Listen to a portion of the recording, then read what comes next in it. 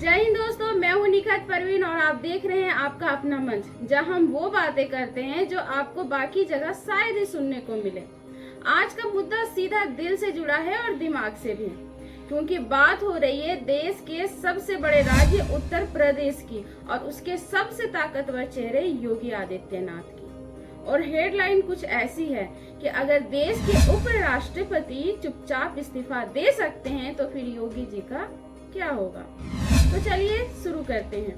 दोस्तों, बीते कुछ हफ्तों में एक गजब की बेचैनी है दिल्ली में। मोदी जी और अमित शाह की जोड़ी, जो हमेशा फैसले तुरंत लेने के लिए जानी जाती थी, अब हर मीटिंग के बाद बस बैठक हुई वाली खबरें आ रही हैं। फैसले गायब हैं।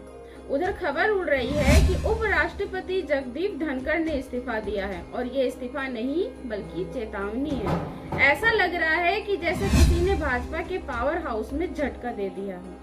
अब खबरें ये भी है कि कुछ और इस्तीफे लाइन में हैं और इस बार टारगेट में है राज्य सरकारें, खास तौर पर यूपी, जहां योगी आदित्यनाथ की सरकार है। कहा जा रहा है कि कुछ दिन पहले मोदी जी ने योगी जी को दिल्ली बुलाया, फिर शाह जी से बंद कमरे में मुलाकात, फिर नड्डा जी के साथ लंबी बातचीत। और उन बैठकों में क्या हुआ? बस इतना लीक हुआ कि योगी जी को अल्टीमेटम दे दिया गया है, मतलब आखिरी मौका, या सुधारो या फिर हटो। अब सवाल ये है कि इतनी बड़ी सियासी उठा पटक आखिर क्यों? उसका जवाब है जातीय समीकरण। यूपी में ओबीसी यानी पिछड़ी जातियां करीब 42 से 45% है, दलित लगभग 21%, मुस्लिम लगभग 19%। मतलब कुल मिलाकर देखा जाए तो 80% से ज्यादा वोटर उस तबके से हैं जो बीजेपी की सोशल इंजीनियरिंग का केंद्र रहा है। 2014 में अमित शाह ने इसी जातीय गणित को जोड़कर बीजेपी को यूपी का सुपर पावर बनाया था, लेकिन 2024 आते आते ये गणित गड़बड़ा गया।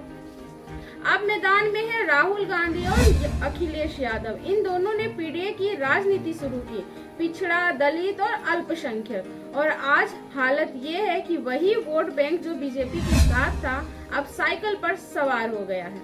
रिपोर्ट्स बता रही है कि कुर्मी, मौर्य, निषाद, प्रजापति जैसी जातियां अब खुलकर सपा और कांग्रेस के साथ है। दोस्तों, बीजेपी को जो चोट लगी है वो जाति के स्तर पर लगी है और पार्टी के भीतर मंथन शुरू हो गया है।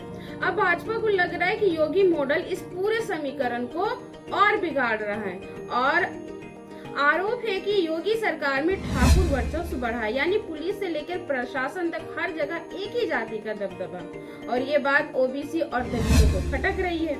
बीजेपी नेतृत्व को डर है कि अगर यही चलता रहा तो अगली बार उत्तर प्रदेश उनके हाथ से निकल जाएगा। दोस्तों, अब सवाल यही है कि क्या योगी को बदला जा सकता है?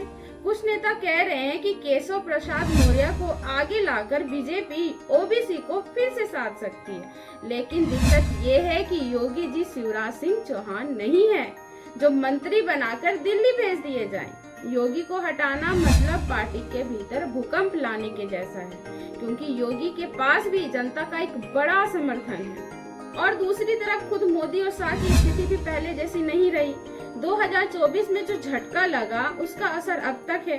दिल्ली की सत्ता अब उतनी मजबूत नहीं लगती, तो ऐसे में योगी जी से टकराना जोखिम भरा हो सकता है। बीजेपी के लिए ये एक करो या मरो की स्थिति है।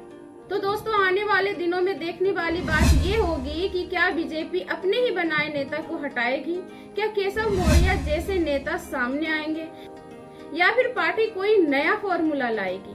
और सबसे बड़ा सवाल, क्या 2024 जैसा सरप्राइज 2026 में भी दोहराया जाएगा? आपको क्या लगता है? नीचे कमेंट में जरूर बताइएगा। वीडियो पसंद आए तो शेयर करिए और हाँ, चैनल को सब्सक्राइब करना मत भूलिएगा। मैं निखत परवीन मिलूंगी नए वीडियो के साथ। तब तक के लिए जय हिंद।